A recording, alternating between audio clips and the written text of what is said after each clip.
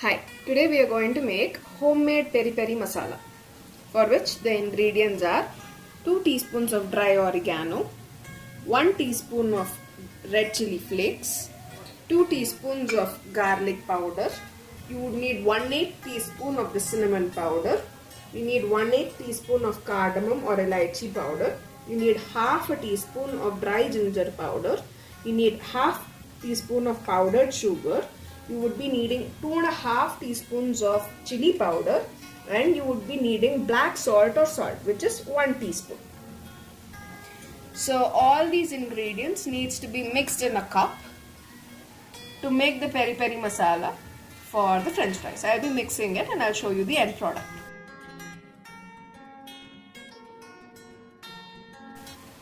So this is the final product. If you find it a little spicy, do add some more sugar to sort the spice out. So this peri peri masala can be used for your french fries, potato veggies,